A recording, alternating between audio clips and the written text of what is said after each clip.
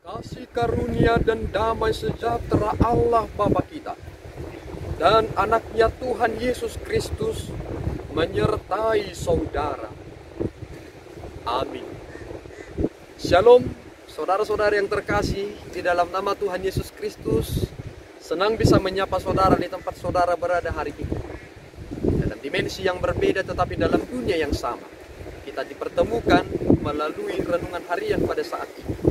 Sebagai insan yang diciptakan untuk Tuhan, sebelum kita melakukan rangkaian aktivitas kita pada hari ini, marilah kita terlebih dahulu mengawalinya dengan mendengarkan firman Tuhan. Oras, selamat pagi untuk kita semua. Pembacaan firman Tuhan untuk kita di pagi hari ini terdapat dalam Efesus 4 ayatnya yang ke-32. Demikianlah firman Tuhan. Tetapi hendaklah kamu ramah seorang terhadap yang lain, penuh kasih, mesra, dan saling mengampuni, sebagaimana Allah di dalam Kristus telah mengampuni kamu. Demikian firman Tuhan. Shalom, selamat pagi.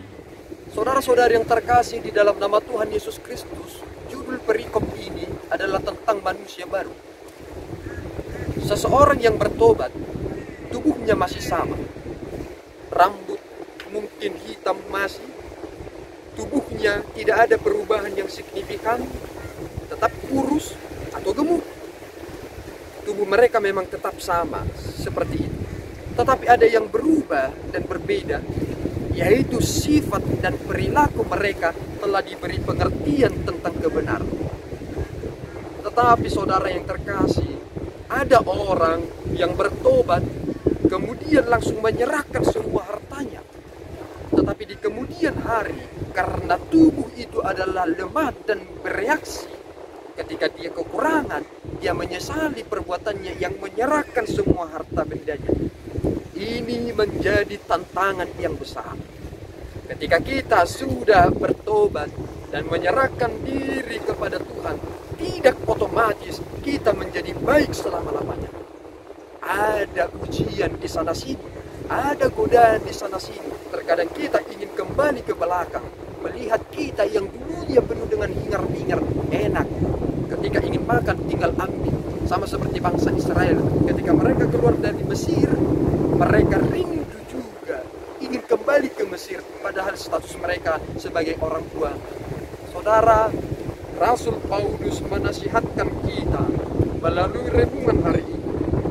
Hendaklah kamu ramah terhadap seorang yang lain, penuh kasih, mesra, dan saling mengampuni, sebagaimana Allah di dalam Kristus telah mengampuni kamu. Itu bukanlah sesuatu yang bersifat terpaksa, tetapi sesuatu yang bersifat mengikat. Itu berasal dari hati yang benar-benar suci, yang sudah dimurnikan. Tidak mungkin orang bisa ramah jika dalam hatinya ada kegeraman. Orang yang geram, orang yang marah, tiba-tiba menjadi ramah, itu menakutkan. Terkadang kita lupa bahwa ternyata ada orang yang kesannya ramah, tetapi sebenarnya dia menyimpan dendam dalam hatinya, dan itu yang paling menakutkan. Lebih baik orang marah dan menunjukkan kemarahannya ketimbang orang marah tetapi sosoknya seperti ramah, padahal sebenarnya ingin membunuh.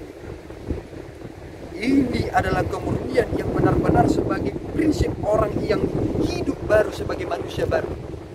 Dia harus pertama sekali berdamai dalam diri mereka, menjauhkan kegeraman, kemarahan, dan fitnah, sehingga dia dapat melakukan keramahan, dapat melakukan kasih mesra, dan dapat mengampuni.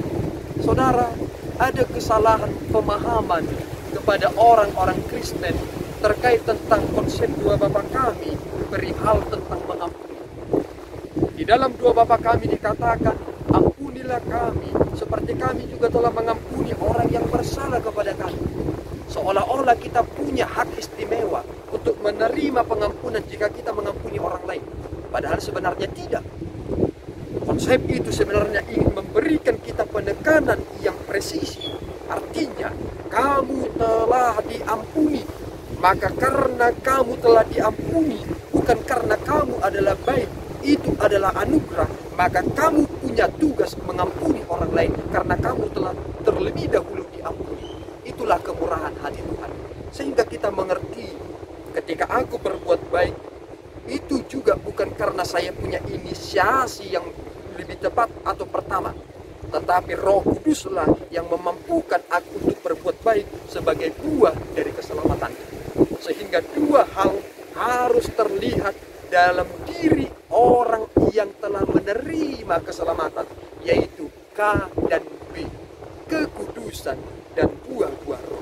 Sehingga tepatlah jika saudara telah menghasilkan buah-buah roh, itu pertanda saudara telah menerima dan menghidupi keselamatan itu.